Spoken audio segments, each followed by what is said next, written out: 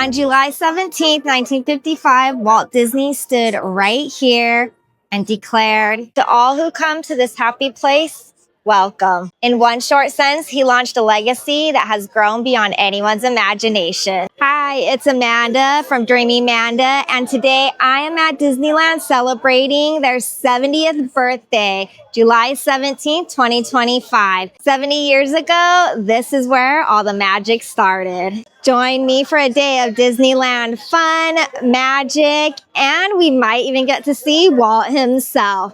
Let's go.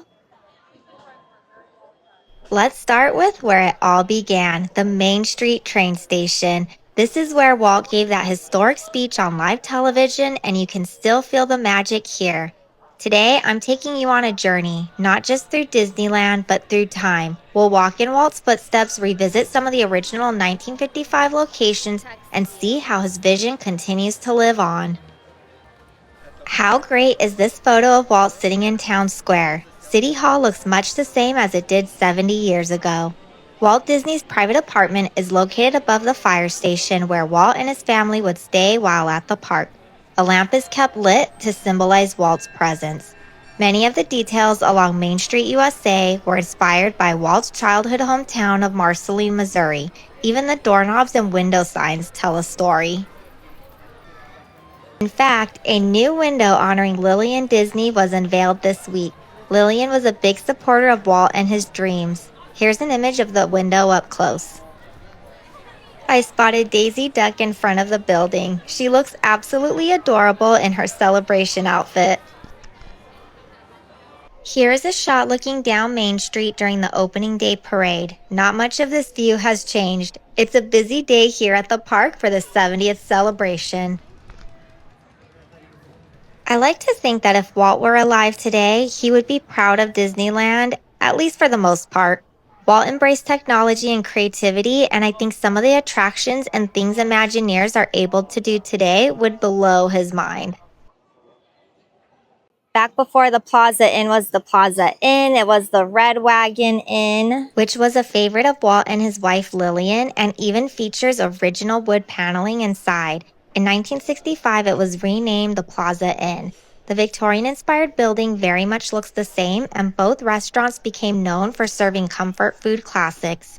Fun fact, the Little Red Wagon, which is a corn dog stand next to the Plaza Inn, is a nod to the original Red Wagon Inn. Walt Disney: A Magical Life opened today at the Opera House on Main Street. This presentation takes audiences on a journey through Walt's life, starting with his humble beginnings, his career as an animator, and culminates with a visit to Walt's office. Although both shows are listed on the marquee, Great Moments with Mr. Lincoln is on a temporary hiatus. After the initial run of Walt Disney: A Magical Life, the two shows will play in rotation.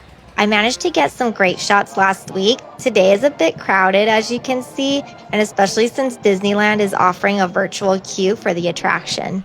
You can enter the virtual queue via the Disneyland app. Currently in line for the Walt Disney: A Magical Life. Looking forward to watching it. Joined the virtual queue this morning exactly at 7 a.m. when we were able to get group 16. So we're here now and can't wait to watch it. After about a 20-minute wait, we were let into the building. I always loved coming in here to check out the gallery, so it's nice being back in and seeing these pieces of Disneyland history. There is a recreation of Walt's Victorian-themed apartment above the Town Square fire station with original furniture and decor from the apartment. There is also a new exhibit showcasing the legacy of audio animatronic technology, including 2 of the Tiki Room birds, a Jungle Cruise crocodile, figures from Pirates, and a doll from It's a Small World. Next time I come, I'll take my time going through the gallery. Since it was the first day of the new attraction, it was very crowded in here. After taking some time to browse through the gallery and watching a pre-show video, my mom and I were ushered into the theater.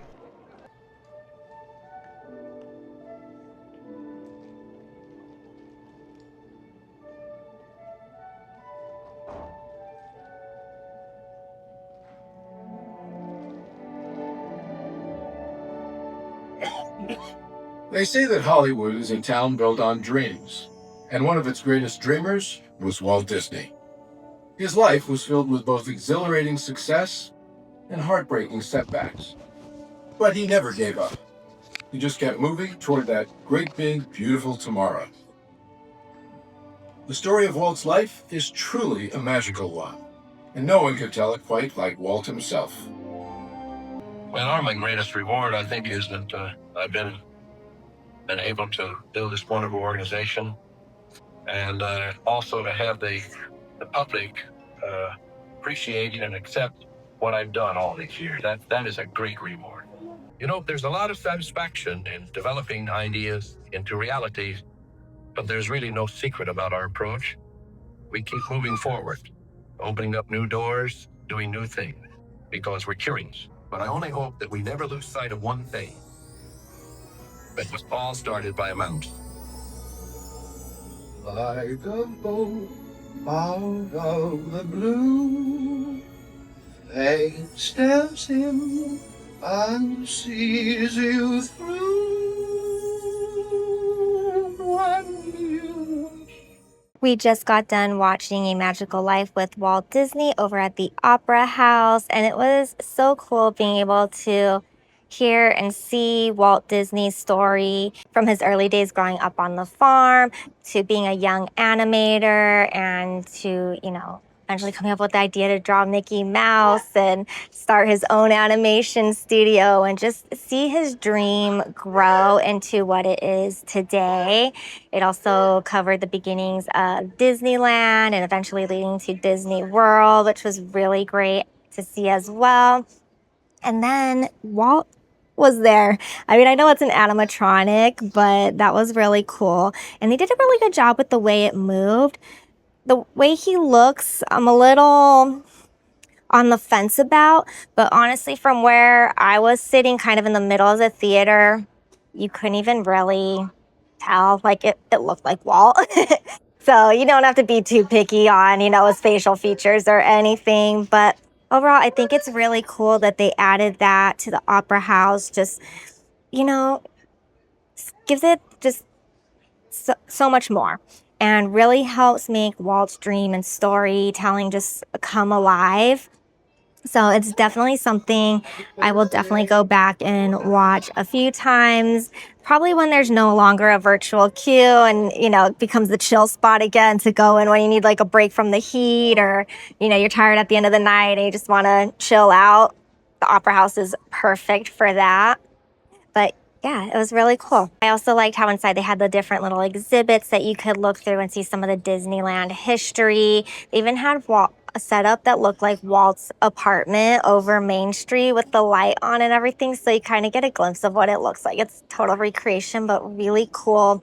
And then just some of, things part of Disneyland history, like some of the animatronics and, from like Small World and Pirates and, Jungle Cruise.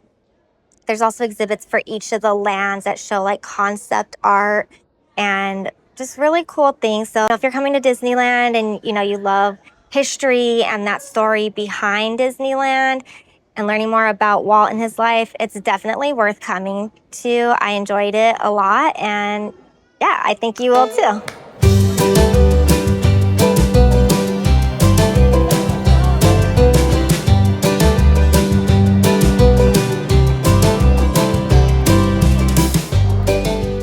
Also new, over at the Main Street Cinema is So Much That We Shared, a tribute to the Sherman brothers who wrote It's a Small World lyrics. Inside the cinema, there is a short film called The Last Verse, which is about a previously unreleased verse for It's a Small World. The verse can now be heard during the final scene of the attraction.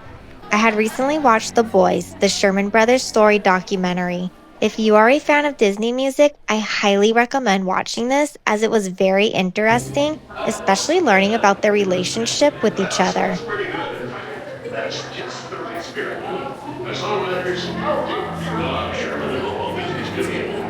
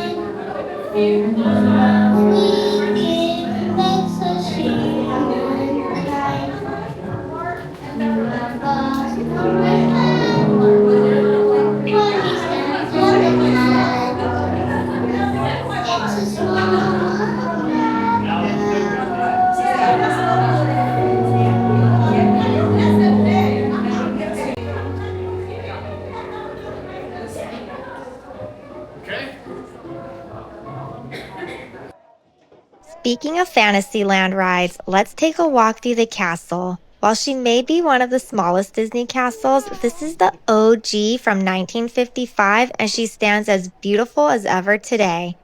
Fantasyland looks quite different from 1955. The dark ride facades have had some significant changes since opening day, and teacups were moved to another area completely. A handful of attractions from opening day are still running and thriving 70 years later. The carousel actually predates Disneyland. It was originally built in 1922. Walt bought it and restored it for the park, adding the iconic white horses.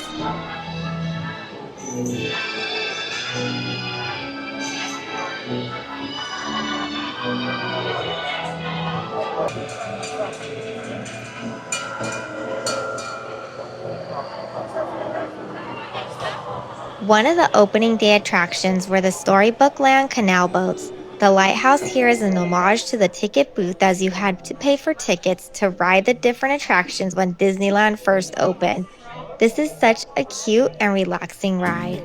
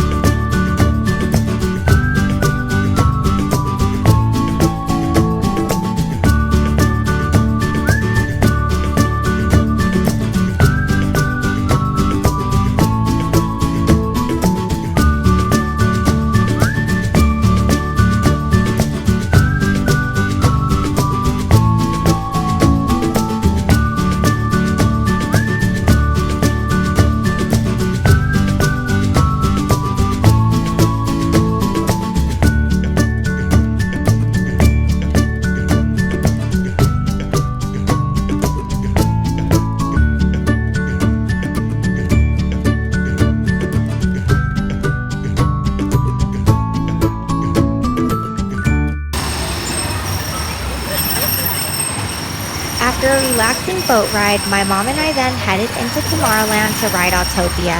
This is another opening day attraction and was Walt's freeway of the future, inspired by his fascination with cars and the growing California highway system at the time.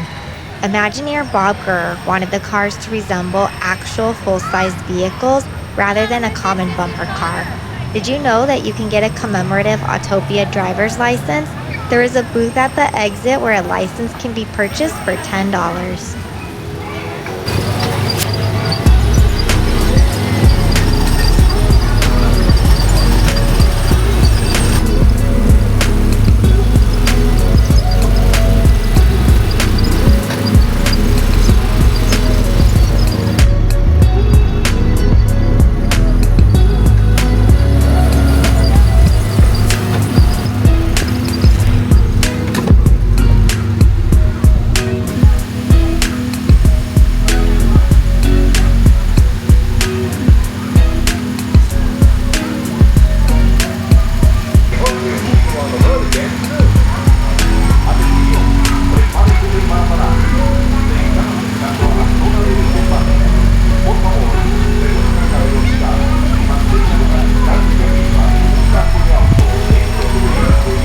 just rode Autopia, which is another opening day attraction that opened on July 17th, 1955.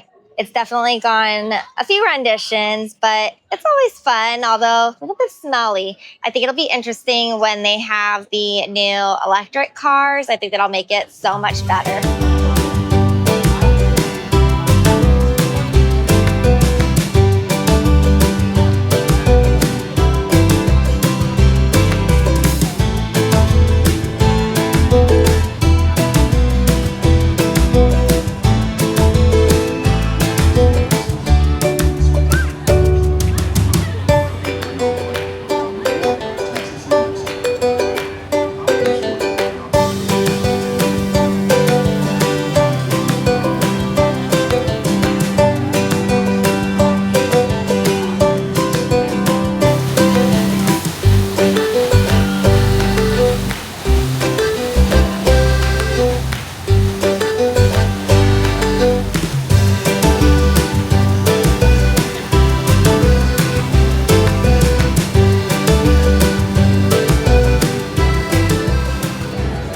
Another favorite is the Mark Twain Riverboat located in Frontierland. Walt personally piloted the Mark Twain during the opening day party for VIPs. It represents his love for American history and storytelling. Ahead.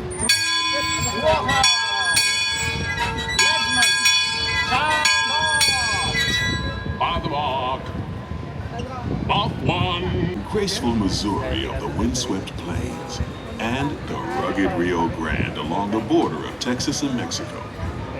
I'll be sure to point out interesting sights along the way, and even tell you about a legend or two. The boat travels around Tom Sawyer Island and passes through four distinctly themed regions, the Mississippi, Missouri, Columbia, and Rio Grande rivers, showcasing diverse American landscapes. Music, good food, and ghost stories. One of those stories involves the old mansion you see over there on the hill. I heard it said that the place is haunted, filled with 999 ghosts, ghouls, and goblins. And they're looking for one more to make it an even thousand. If you're brave enough, you should see for yourself after we arrive back at the landing in Frontierland.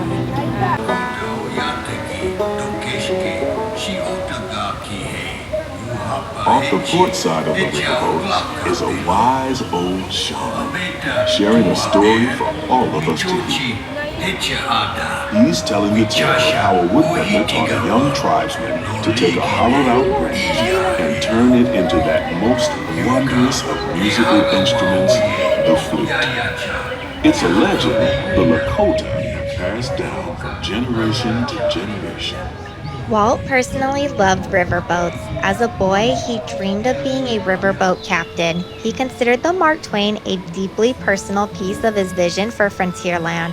Hidden in plain sight along the riverbanks are wildlife animatronics, Native American encampments, and Fort Wilderness, designed to reflect the American frontier that Walt romanticized.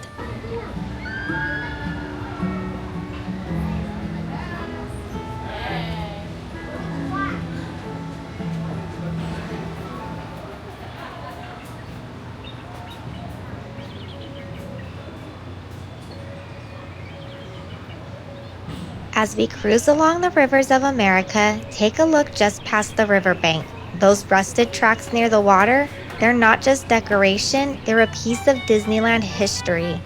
These are remnants from the mine train through Nature's Wonderland, an attraction that ran from 1960 to 1977.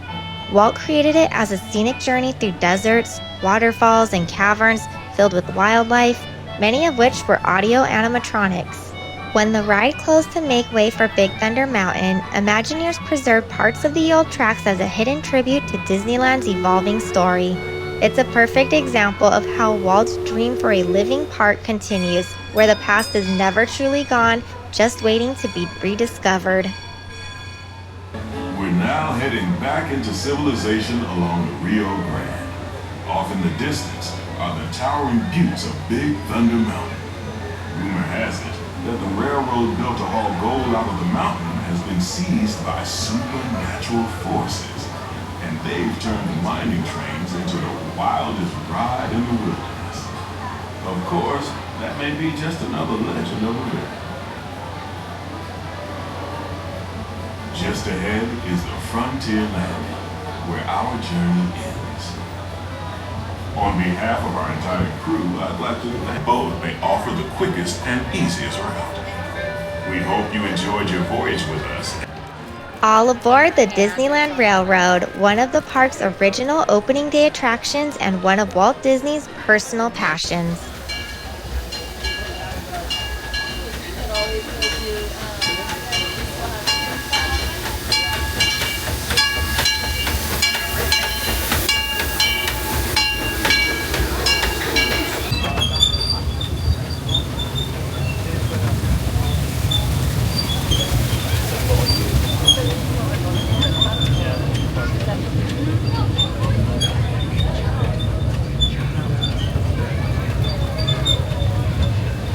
There is the revered Indian shaman, sharing his stories.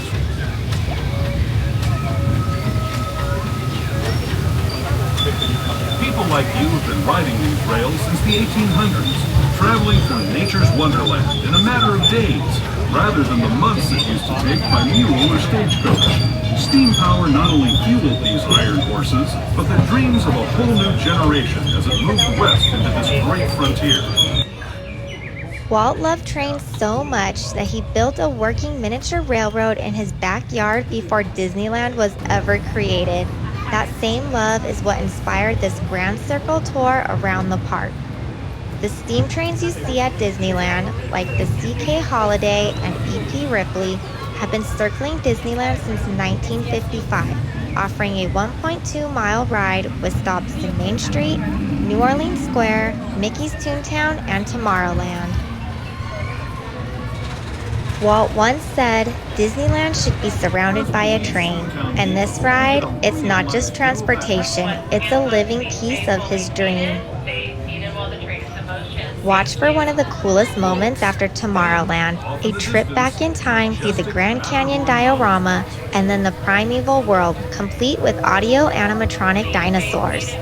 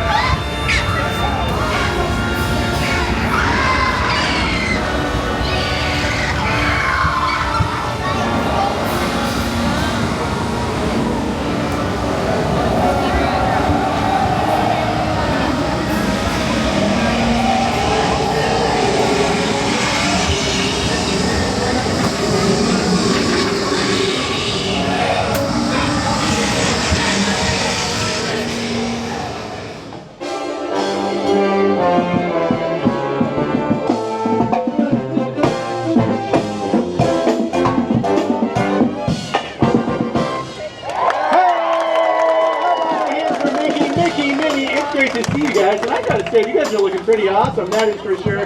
All right, are you ready to help me set the tempo for the march? That is just great. Ladies and gentlemen, now is your chance to join in with the Disneyland and Mickey Mouse, Minnie Mouse, and all of their pals.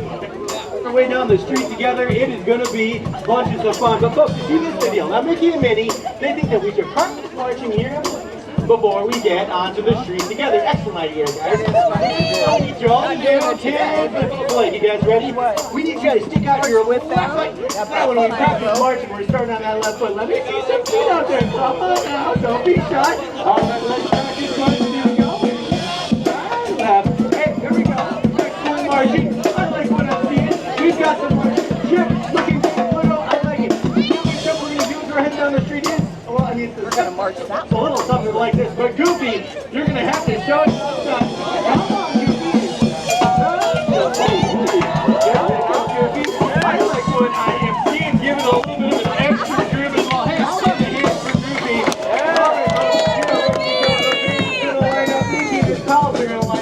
All right, Mickey, are you ready? Here we go. All right, folks, sweat the band, make this way into the street. We don't want you to stand on the sideline. We want you to join in the fun.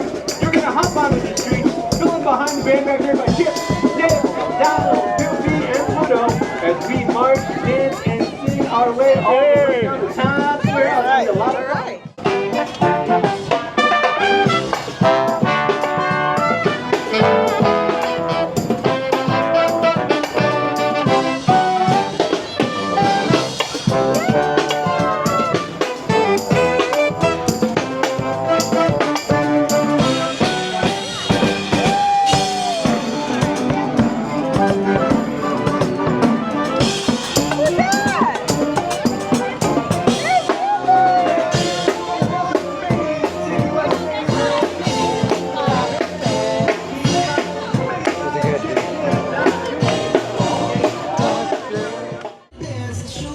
The Celebrate Happy Cavalcade brought extra magic for Disneyland's 70th, featuring nostalgic nods to opening day with original parade dancers, plus a heartwarming tribute to the 170,000th Make-A-Wish recipient, celebrating dreams come true on Main Street, USA.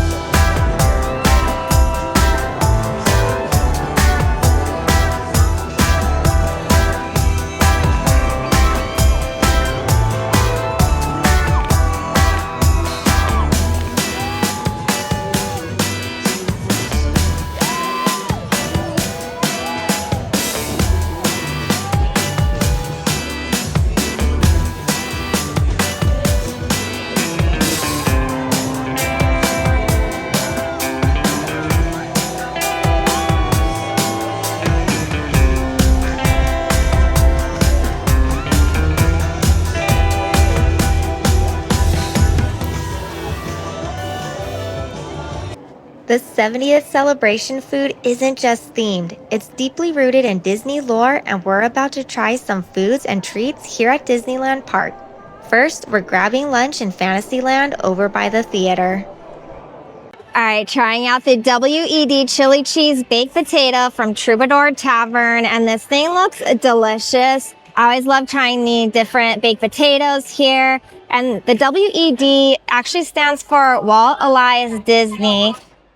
Canned chili was one of Walt's favorite foods, so this is a nod to that. The WED chili cheese baked potato is a loaded baked potato that comes topped with beef and bean chili, cheese, sour cream, diced green onions, and cornbread. Let's dig in and give this baked potato a try. All right, we got our piece here with a little bit of everything on it. It has some of that chili with the baked potato, cheese, there's veggies in here. So much goodness. Let's give it a bite. Oh yeah, I'm a chili fan and I love putting chili on my baked potatoes. And this is so good. Can't go wrong with the baked potato. I love that it has like the little drizzle of sour cream on it, the cheese of course, and then those green onions just give it some freshness. And it has a piece of cornbread on it too. Yum. This is comfort food for sure right here. If you're coming to Disneyland for the 70th, be sure to stop by Troubadour Tavern and pick up the WED chili cheese baked potato. You won't be disappointed.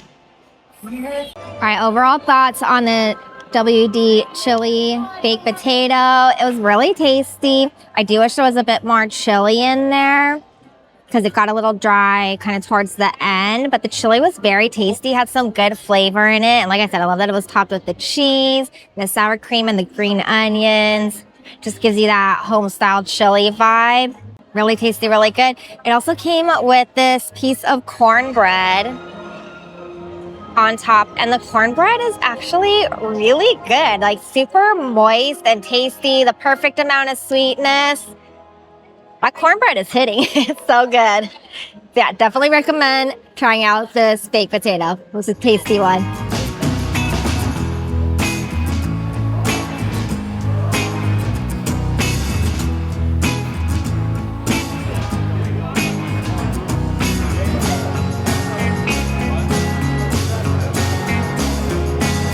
We popped by Gibson Girl Ice Cream Parlor for a midday treat and picked up this yummy, decadent-looking banana split sundae. This thing has everything on it. Here's what's on it. This is classic Americana at its best. Walt loves sweet treats, and this banana split feels straight out of the 1950s soda fountain era. This sundae has the classic vanilla chocolate and strawberry ice creams, topped with strawberries, pineapple, hot fudge, fresh banana, chopped nuts, whipped cream, and a cherry. It's the perfect size to share. All right, let's dig in and give it a try. We're gonna go with the pineapple-y end first. Get some of that ice cream. I wanna get some banana in there. A little whipped cream and sprinkles and nuts. All right, ice cream treat time. So creamy, so good. And I love like the fruitiness of it. This is yummy. If you're looking for some yummy ice cream and want something a little bit different, definitely try that banana split sundae. All right, wanted to try some of the chocolate in here. Hopefully I got some. I think there's some chocolate sauce or strawberry sauce. It's so good.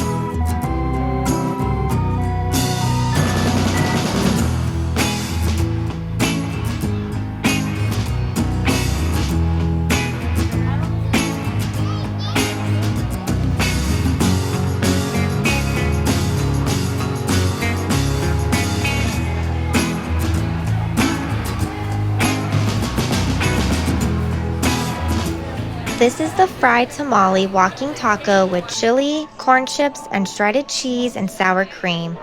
I'm not entirely sure why it's called a walking taco because it's served on a plate, not in a bag of chips. I definitely will not be walking with this guy. There's also nothing taco about it. It's literally chili served over a tamale. Fun fact, before it was Rancho del Zocalo, when it first opened, the restaurant was actually owned by the Frito-Lay company. And this is where Doritos were invented. Is that not crazy? So this dish just pays homage to that little piece of history here at Disneyland. You can also get it with onions, but I opted not to. Let's cut into this thing and try it out. I'm gonna go right in here. We're gonna get a messy bite because I want it with the tamale, got chili on there, cheese, some Fritos, all the things. All right, here's our big bite loaded down with everything on the plate. And let's go in and give it a try. This is pretty good. Is it the most authentic, best tamale I've ever had? No, but for a theme park, it's actually pretty good. Some good flavor to it, and it's kind of loaded with beef, which is great. It also has that chili on it, which just gives it like little kick of heat. Nothing too overly spicy, but just enough to give it like some good flavor as well. It does kind of give me canned chili vibes, but I'm not hating it. It's actually good. And I love the crunch from the corn chips on top. This is pretty good. If you're here for the 70th, it might be something you want to try, especially if you love tamales, chilies, and Frito chips.